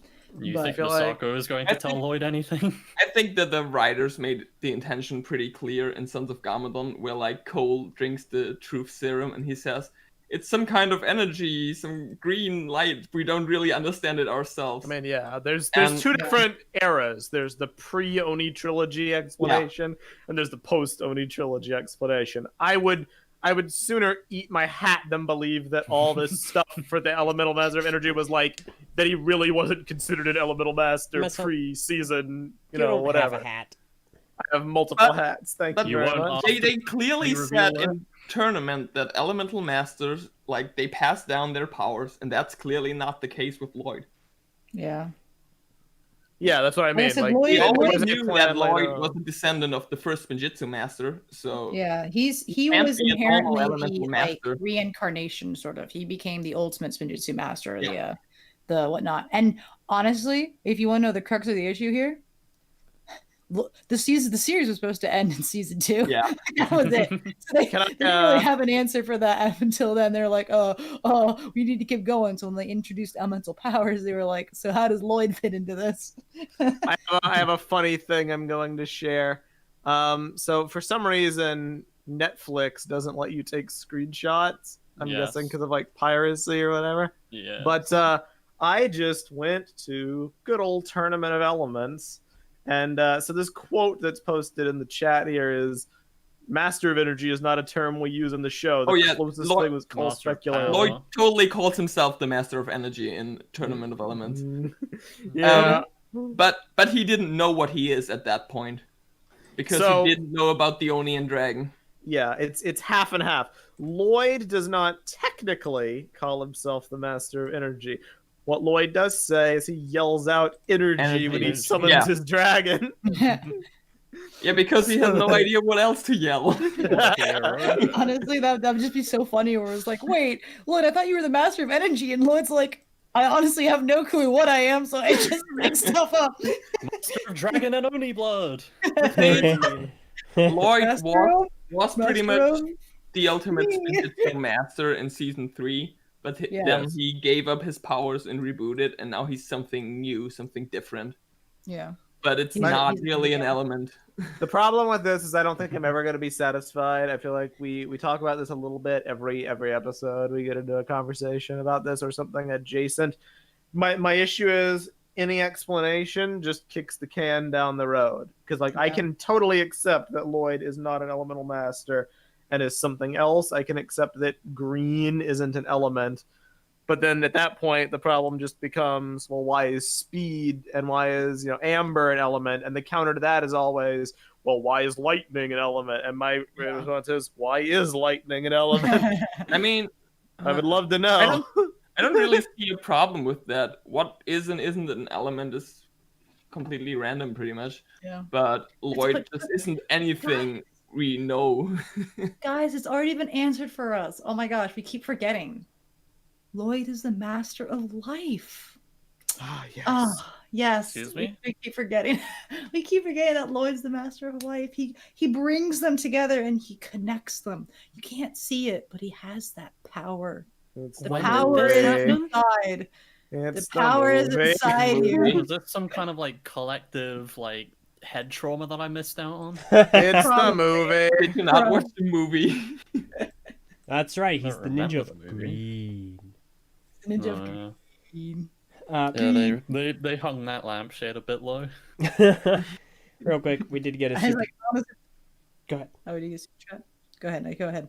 We did get a super chat from Magic Ninja, $10. Thank you, Magic. Who says? Thank you. By the way, sea serpents are considered dragons like Tiamat, Jormungand, and Leviathan. And fair enough. Fair enough. That Is that works. like Yomungard, the world serpent? Yeah. I think is what you're Yeah. referring to. Yeah. Okay. Fair Fair enough. enough. So Thank you very Ujira much, is a Magic. Dragon. Thank you, Magic. Yeah. I don't. It's Maybe Lloyd is interesting. Let's hope we get a little bit more on him. See if they can fix that whole. if he's completely omitted from the oh my god, where's my brain at? Book of Elemental Powers, I will laugh so unbelievably hard. That The Book That'll of be Elemental interesting. Powers. I'm putting all my hopes in that because so many people want to argue me on the Lloyd power thing.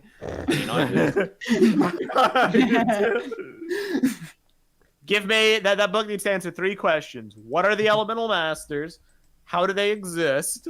Why are the elements of creation what they are? And what is Lloyd? That's what I would love to know from that book. Well, there was that four. line in that was episode four. 2, 4, wasn't there? okay. Oh, there was only 2 elements that the first Ninjutsu master didn't master. Yeah. Maybe Yep. all the other ones are just like ones he thought were cool. The ones that the elements of creation, but not the number one thing associated with creation: water, life. It's like Oh. Oh. Water, wind, and It's whatever Lloyd is. And I don't know if I'll ever, I mean, because I can asked buy for it an- that Lloyd is like a weird amalgamation of both creation and Yeah. destruction, where he has both sides of it because he is the son of Garmadon, but also the heir of the true or the first Ninjutsu master. And so when he gave up the kind of creation aspects of it, which was fire, ice, lightning, and earth, he gave it back to the ninja, and he just kind of had his own thing. Like It's a new. he has, like I said, he has the energy of both, the energy of creation and also the energy of destruction put together, and it just happens to be green because it Because looks he's a cool green ninja. marketing because he's a green ninja, yeah. So Yeah, it being green, I can accept that no matter what. I just want to know what it is.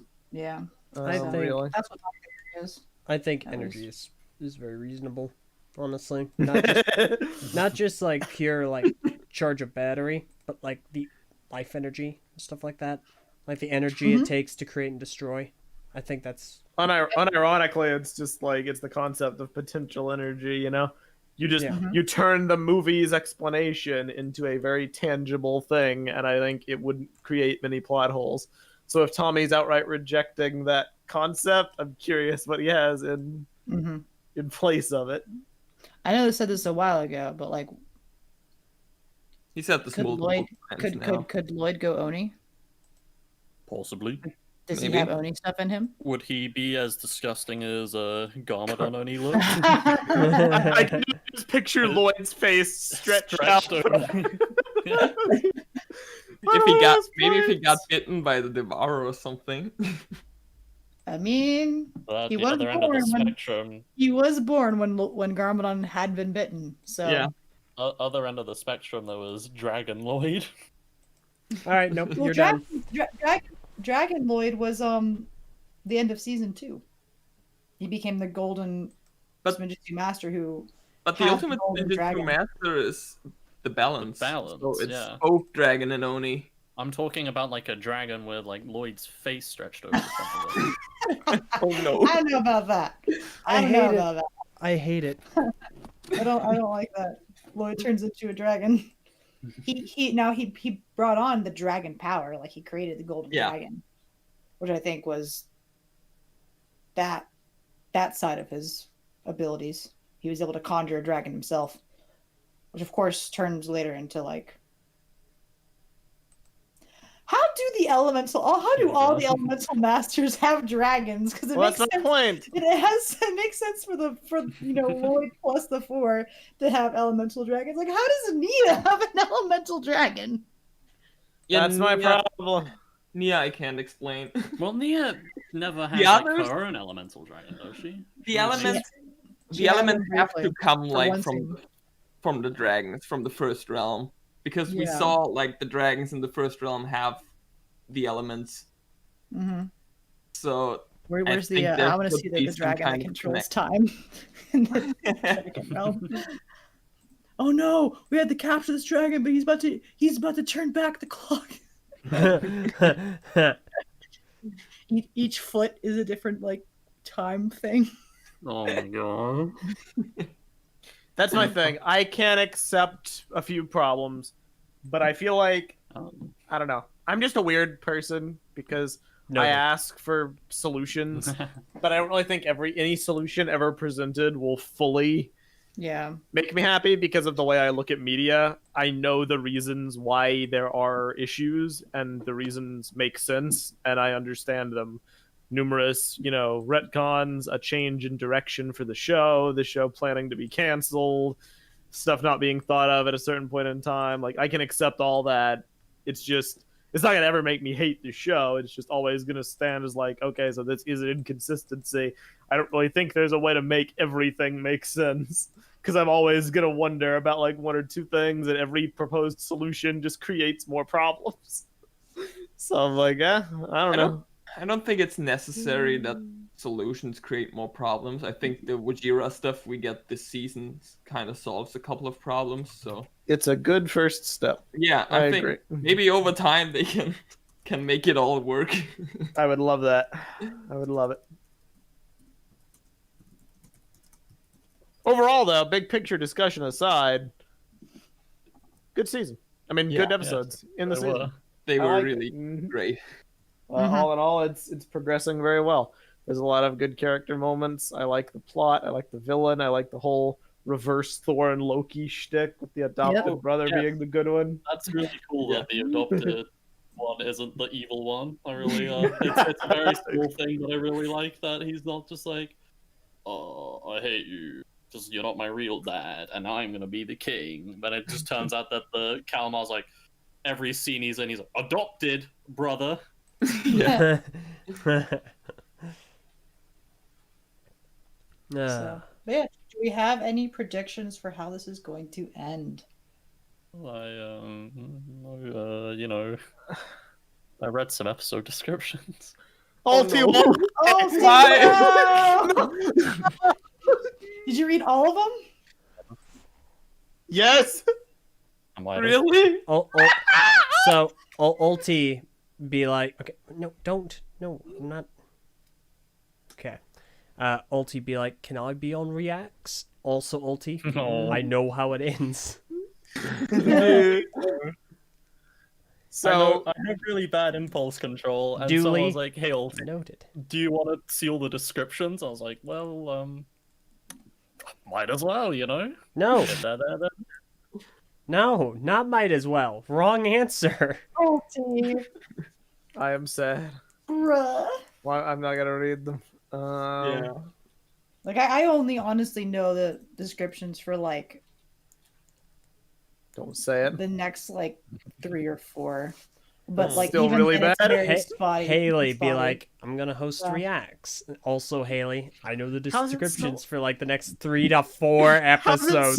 It's so hard to like. Well, I say that. I think there's Time, two. bro. There's 2 episodes in the future that I definitely know. I don't know everything. I just kind of know like the location of what it is, but that's about it. So I don't really know. You know like, how many beginning, middle, and stuff, You know how many but- descriptions I've seen? 0. Bingo. Zero gang, guys. To be fair, Zero. I only remember the description for the last 2 episodes. Bruh. Okay. Oh no, duh. Haley, we can't have him on Reacts. We maybe could. You just have to keep his mouth shut. Yeah. He just But admitted he yeah. had bad impulse control. We had AJ on the ones, and she knew how the island Yeah. was ending. Yeah. And guess who doesn't have bad impulse control?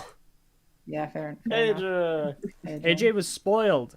AJ did not intentionally go out and read descriptions like admitted bad impulse control Ulti over here. This is a I man can- who goes out and buys double the amount he needs from McDonald's in the form of hamburger patties to turn them into this unholy amalgamation of barely food that he then consumes. It's really good. No, you're Oh disgusting. my god. My Snickles have better nutritional content than your full pounder.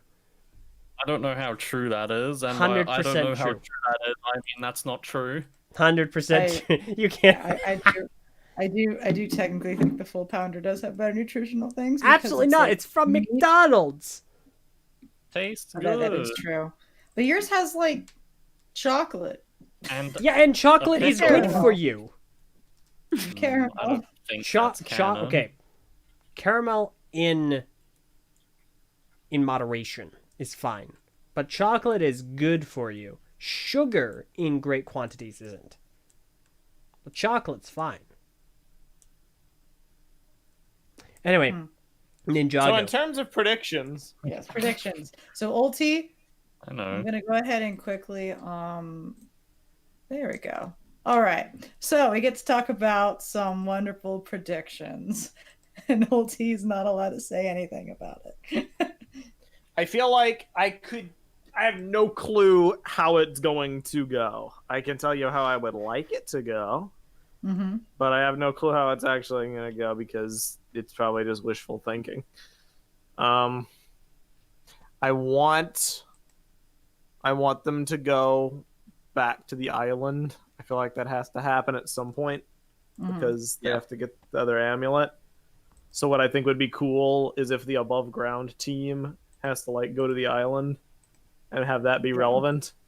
Mhm. And they can make they can even soft introduce it because of Ray, who didn't go there before. So like people who missed the island, they can maybe have like a line or two to like hand wave explain who the Yeah. people are and stuff to Ray. Maybe even Ronan could cameo. Please God. Maybe they even need help, so they free him from prison. You were so happy with his cameo last time. Listen, all I'm saying is maybe they just need extra backup, yo. So they have to get him out of the cell, and he like fights Kalmar. Okay. It's super epic. See, this is what I mean. Like, that's what I would like to happen. There's no way that actually happens. My biggest thing is they've coded that something is going to happen to Nia because Maya basically straight up said you'll have to make a sacrifice one day. With no good options. Is she going to die? No. There's zero chance she dies. So what other kinds of sacrifices could she make? Is I guess the question.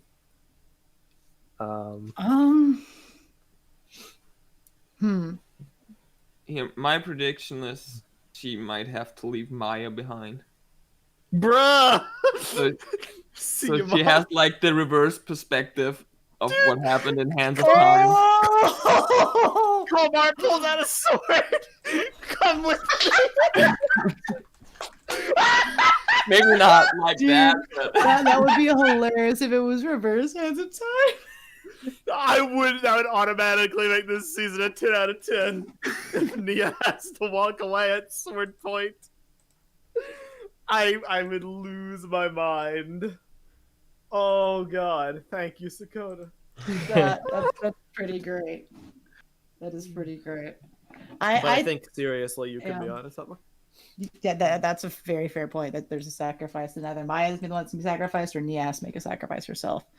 So I know it's been pretty much hinted heavily, but from Tommy that the finale is one of the saddest episodes in Ninjago history. So my guess is that something is going to happen to Nia where she can either no longer be a regular member of the team and she has to sacrifice that, or something is going to happen where like she cannot be compatible with other people like Jay or something. Dun, So dun. I am so worried for her. Like I'm honestly like But scared what about that Jay? Are you not worried for Jay? Oh. Bruh, Jay had like the sacrifice music and he survived. He's fine. Like Jay's got this. If he can make it through sacrifice music, then he's good to go. Nia, however, like she's got like so many like death flags. I don't know, she's not gonna die, but So you're saying they could maybe like sacrifice being a part of the team? You think? Well, spoilers for a Disney movie released in the last 2 years. I'm gonna spoil the Ice movie 2, Frozen. yeah. If you haven't Why'd you seen Frozen say it like 2. Because The Ice I'm movie being 2. cagey. I'm giving people a few seconds. Like if you don't want to have the ending of Frozen 2 spoiled, go ahead and bail, even though it's been a few years. Are you kind of implying that I'm maybe sort of it could implying be that. Elsa-esque? It's sort of Elsa-esque, but more of like she kind of gets like cursed to only be in water for the rest of her life. Interesting. So that's what my prediction is, at least Ooh. for Nia. Almost like Sensei Yang, like cursed to reside in the temple. It could be like Only Nia she's cursed to stay Nia in the has to water. become, maybe Nia becomes the new Wojira and has to stay Yeah. underground to keep the world in balance. Dude, that would be so. Can you imagine? Can you imagine waiting 10 years for a Nia season and then Nia gets benched from the show? Dude, She you know becomes the what? most powerful character, the most powerful ninja, and yet she's like, I can't leave. You know what? I hope that happens. Yes, let's have that happen. That's gonna go over wonderfully. People are totally not going to be upset at all. I think it'll be great. Imagine the scene where like she has to leave behind Jay. Like Jay's like, I can stay here, I promise. And then like, Pixel becomes the samurai axe on the team. Ulti knows what's up. I mean, Pixel is already there, ready to take her place. She's on the mission. She finally gets a mission. But yeah, so I mean that's sad for freaking Kai too. Like Kai, in order to visit them, they would have to like go back to Merlopia or whatnot. So I can't. I don't Have three characters that are basically the same personality-wise 90% of the time. Oh, the cast needs to be trimmed, you say? Let's NX Nia. I don't think Brain moment that would be.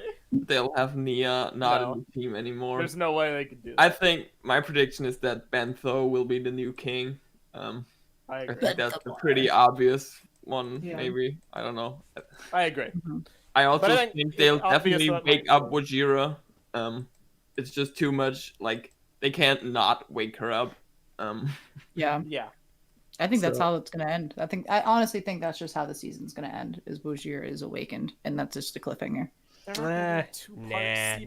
They're gonna wake her up during. They're gonna put her to sleep before the finale. Or I'd love during- if they do it, but I We're due for another two-parter. Like, But there's no way because they would have to make Wojira sets for the next wave. They're we not don't gonna know have that. I like... mean, it's one of those like we don't know if the fight's gonna be in water, the fight's gonna be on land, but like Okay. Is this the only content we're getting for the rest of the year? I would imagine so. So they're But not going to have a also- 7-month cliffhanger gap with then no sets released for the Well, next this wave. was supposed to come out later this year. Yeah. Like this was supposed to be the second half. Intentional. Right, but you're not understanding me. If whether it was delayed or not, or whether it came out at the right time or not, either they do a March of the Oni and they do a sequel season with no sets, or they make a second wave of sets based off the same aesthetic. Well, like I said, the Sons of Garmadon and Hunted were back to back, and they had two completely different aesthetics. And Yeah. also two completely different plots. You'll notice we only got one set based on Ninjago City, and the Yeah. rest of the sets They were Dragon Hunters. They could do that again. They could They do a could do that. different plot after Wojiro wakes up. Yeah, I Could mean, they? they You would could. think- I mean, you they would did think it that with Sons of Wojiro would- Garmadon and that. You would think Wojira would be kind of the important thing to deal with. Yeah, of course, but that doesn't have to be the only thing that happens in a season. Yeah, like I'm sure they can develop Interesting. sets and whatnot that can For example, create a story on the we have land. the Oni too. Titan in Sons of Garmadon, and that was a massive part in Hunted. So we could have a similar deal with like Wojira crossing over to the next season. I guess. So it Seems unlikely, but It's if unlikely, they- but I think Yeah. they can do it. Because the other thing is the chapters are over. We've gone through each of the elements. So now it's like, so now what? Is the island really a Lloyd chapter? the chapters are over. I mean, Lloyd is It's not an element. I don't consider Prime Empire the Lightning chapter. but it's a J thing. Like if you look at it, each ninja has kind of had like their theme or their whatever. It's went Kai, Zane, Jay, Cole, Lloyd, Nia. And then it's now what? Wu? Garmadon? But- Lloyd again? But he's So Gar- there's a question mark there that, you know, we're leading to this big thing with this chapter. And is it going to be a happy ending? Tommy kind of says no, it's not going to be a happy ending. So what is this going to lead to is the question. Like who's next up? Is it going to be Nia again? We'll see. So, What about the Wind chapter? that could be interesting. We get a wind person. What about the Dareth chapter? Listen, Yes. the wind. Okay, yes, yes, we I will be absolutely need one. upset if Dareth gets on the box of Ninjago. Why would that? It took Cole how many years? And then you just give it to Dareth. Okay, but That's the other But thing, right? he Like deserves it. minor though it might be. I would like to point out Zane was never on the box for Ice chapter sets. Oh, that is fair. Kai Who was. Who was it? It was Kai? It was Yeah. Kai. Because there was no wave differential between the Fire and Ice chapter. They were one wave and one story, which is why people still to this day call them season 11 because it was the same thing. Mhm. But Yeah. functionally wise, you know, if we want to be pragmatic, they were two different seasons. They had two Yeah. different focuses.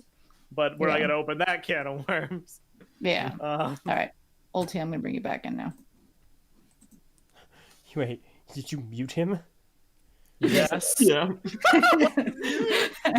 That's I respect that. I have been muted for 30 minutes. But yeah, it's I'm very, very curious to see what's next after this. Is that like because we've gone through all the ninja, so I mean, see, I don't really know if I think anything crazy will happen after this. Because what did they do in old Ninjago? They just cycled back. It's like, mm-hmm.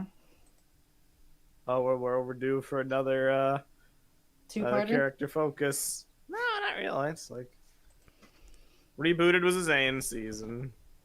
Tournament of Elements was like a Kai marketed season. If any ninja needs focus right now, it's Zane. Yes. Yes. Yeah. Yes. Yeah. I would say Zane and Kai. As much as people Yeah, might you're right. think Kai got a Yeah. lot of focus, Yeah. he No, really Kai didn't. All Kai- he got was Yeah. the same arc 3 times. He Yeah. hasn't really had a season in a while. So I like Zane is like in dire need for like him being the focus, and whatnot.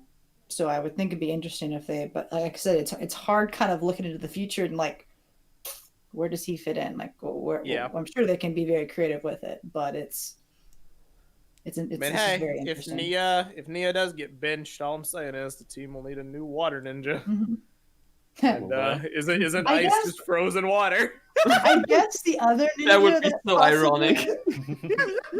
The other Well, ninja, that's- which is kind of funny that we were talking about, the other ninja that needs focus is Lloyd. I do love how Zane like needing to rely on Nia to freeze things has now become a thing. Yeah, well, See, guess the what? whole one too, man. That really did bother me. What was that supposed to imply? Because I thought she was talking. I thought she was talking to Jay. Because they did the 1-2 where like she sprays water and then he electrocutes Well, them because it that's- spreads faster. It's a trend that started with oh my god. Well, they tried to do it in the first episode of this season, obviously, Yeah. but they've done it. It happened in the Happened island as the well, island, and in and I Sons think of it's Garmadon, happened before. in Sons of Garmadon, Yeah, where they do like the catapult thing with ice. yeah. I just find it really funny that they're now like, because before Zane was able to do it on his own, and I assume it's just a sake of like ease that he doesn't have to make ice, whereas he can just freeze Wait. the water. Is Nia's powers like okay now? What do Well, you for mean? the time being, at least, because they Yeah. they've He used stopped. them. They stopped testing because they only went out of whack every time they had a failed test. Do Yeah, we I mean know that that there was the Stop mech battle Like- battle we where only she went saw, we absolutely only, we ham. only saw the pulse like twice. Yeah, but we know that the pulses were what caused Nia's elements to kind of go astray, right? Like those are Yeah, that is Yeah. the source. So if those are the source and they were coming from failed experiments and there haven't been any more pulses, then they've stopped testing for the time being.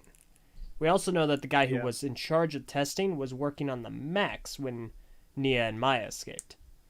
So it Well- might not have stopped permanently, but it's definitely on hold. It could also be that since she got hit by the energy wave directly and started to glow like purple, since then there weren't like any more problems. Fair enough. The pulses were just a narrative reason to get them under the sea, and now that Yeah. they're under the sea, there's no need Okay. to bother with it anymore. Fair enough. So yeah, I could go through it bit by bit, but like, I don't really know. It's- I have a it's very interesting that she was having all these issues with it, and they put her in a sub. yeah. like, Yeah, that was whenever she would just walk past the kitchen and like the faucet would explode. Like that's not exactly the smartest thing to do when you put someone in a sub. But alas, it worked out. I have my hope for how the season will go, but I don't know if it actually will go. And I don't know what I believe. I don't know what I believe they're gonna do with Nia. So I'm not even gonna bother speculating. All I'll say is she won't die. Jay will not die. Nobody will die. People are like, be worried about Jay. Be worried about Nia. Be worried about friggin' Lloyd. No one's gonna die. Calm down. You don't know that? I pretty you much know who does. that. Who, Ulti? Shut up, Ulti. You don't know that as King. far as we're Oh, no. concerned. All The right. king. That's The king all I has had to say. time. I look That's forward to fine. episode 16, The King Returns, where he's like, thank you for stopping my son. I really hope he just appears and like the last, like he's just there for 10 seconds. They resurrect him or something. So, They all get right. masks again. Is there anything else? Nope, not particularly. I think we did get another super chat real fast from Magic Ninja. Another $10 who had this to say. Thank you. Magic, you are killing me with these names.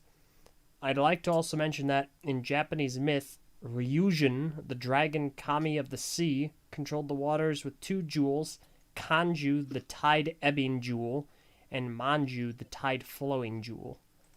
I butchered Did like we just crack the code? 80% of that. Did Magic just find the inspiration? Yeah. I think I she think did. I think she did. Yeah. Yeah. There you go. 2 jewels on the head. That's awesome. So, interesting. Well, let's hope they don't Alright. get reunited, because They will. they will.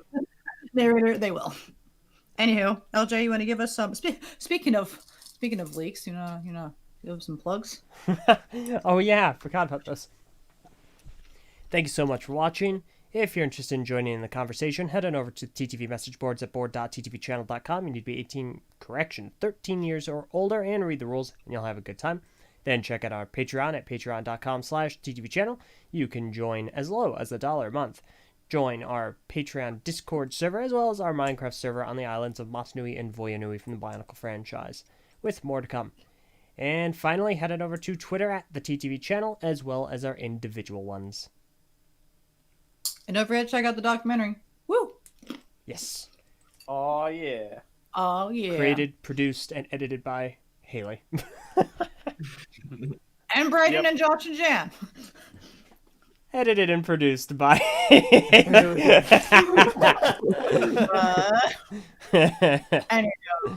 It's like the I credits think for all- Biocraft, like LJ everywhere. It's like you for the documentary. Pretty much. Anywho, thank you all so much for joining us today for NINJAGOCast.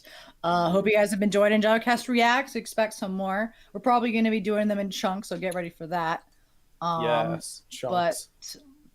delicious chunks, right? We're excited to see the future of Seabound. And also we're looking forward to Legacy Shorts. Question mark. Are they coming, please? We're probably not going to do reacts on that, but we'll definitely, once a lot of them are out, we'll do an NINJAGOcast on that. But yeah, until next time, thank you for joining us. Have a very ninja day. I have been your Sensei Wolf. I'm LJ. I'm Messa. I'm Sakota. I'm Ulti. And we'll catch you next time for some more deep dives into Ninjago Seabound. This next episode's gonna be freaking massive. It's gonna be like 10 episodes. Deep dives. Wide. Wide Well, that episode. was very, very clever, right? Well, Bye, guys. we'll see who Kalmar kills next, right? Yeah. I'm worried about Jay, y'all. Finally. You understand. Bye. Bye. Alright.